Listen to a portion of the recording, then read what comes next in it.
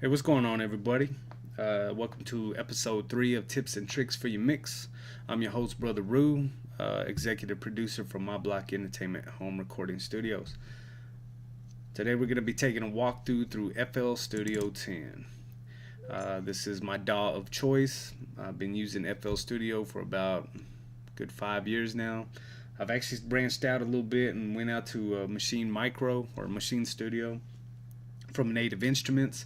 And what I love about it is that I can integrate the two. So, I mean, I can still use FL Studio and I can import my beats from Machine 2 into FL Studio so I can mix it down in here. I just love the workflow in FL Studio, and Machine Micro just has some really beast sounds. I mean, I love Machine Micro in a way that it does. I don't know what that is, but anyway. Today we're going to be taking a little walkthrough, and we're not going to go through the whole thing. We're just going to be talking about these 5 little icons up here. Okay, so the first thing that we're looking at is the playlist. This is where you're going to arrange your song. This is where all your MIDI notes are going to go, all your audio clips, all your automations. We'll get into that into a later date, but for right now, just understand that that's where everything's going to happen. So let's just say, we had all our drums up here, had some hi-hats here, our bass lines were going here, and then maybe we had some crashes or something going here. And I mean, this is just basically we're gonna put everything together. Okay, go ahead and erase all that. The next icon is called your step sequencer. This is where you're gonna load in your drums, hi-hats, crashes, percussion, VSTs, instruments, basically whatever you want your song to sound like. That's where it's going to go, right here. To find, well, I won't get into that right now, but let's just say that's where you're going to load everything at. This next icon is called the piano roll. If you don't have a MIDI controller or a MIDI board, MIDI piano, something like that, then this is really useful. You can trigger your notes in here. And the good thing about this is that you can actually extend your notes to be however long you want. So just because you trigger something in here doesn't necessarily mean that's how long they have to be. Okay, let's say you went dun dun dun dun, and you wanted this one to be long. It would sound like dun dun dun dun. Anyway, I know I'm not the best vocalist in the world, but y'all get the point. This next icon here, this is going to be your plug-in picker, or what I like to call it just my drum kit area. Basically that's what I use this for. I just come here just to, pull out my drum kits. Okay. And this is where you're going to find most of your drums. You see Brother Root producer kits here.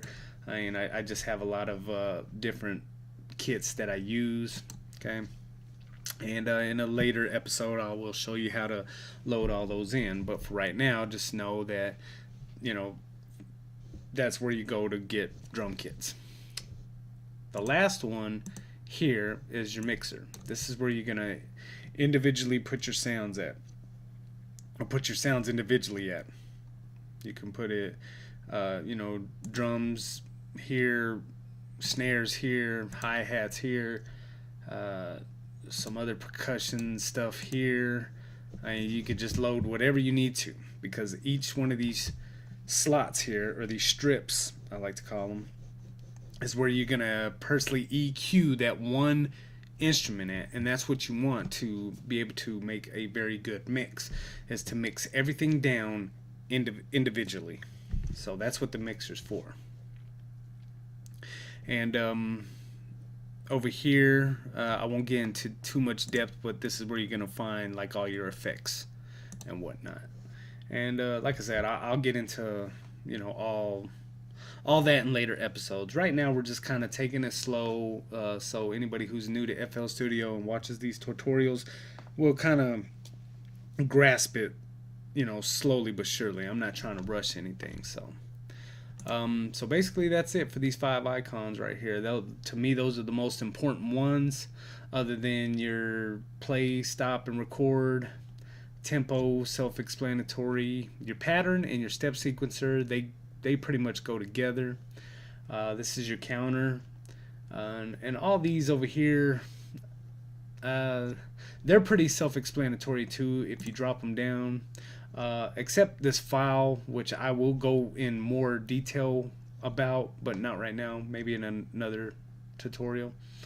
um, and channels is an important one because this is where you're going to actually find your instruments. So if you're wondering where your sounds are at in FL Studio, well, this is where they're at, depending on which version of FL Studio you have. I have the signature bundle, so I mean that came with Citrus, which was an awesome plugin, and it came with some other stuff. Autogun was a good one. I think that actually comes with Producer Edition, but in Producer Edition it doesn't come with Citrus. Okay. And also in another tutorial, I will actually show you how to get more VSTs and put them into your studio so you can branch out and have more sounds and build a bigger library. Because that's another thing that I like about FL Studio is that you can build your own library. A lot of people like Reason because it already comes stocked with, just plugins. I mean, not plugins, just sounds. I mean, that thing is just loaded with sounds, and which is awesome. I'm not down in Reason. I think Reason's an awesome program. But me, I just prefer FL Studio, and I just like VSTs, and I like to manipulate my own sounds and do that whole bit. So that anyway, the channels, excuse me, is where you're going to find all your sounds. So basically that's it. That's the basic walkthrough of the screen icons, all this area up here that your that FL Studio has. So that's this is episode 3 of Tips and Tricks for Your Mix, and we'll see you again.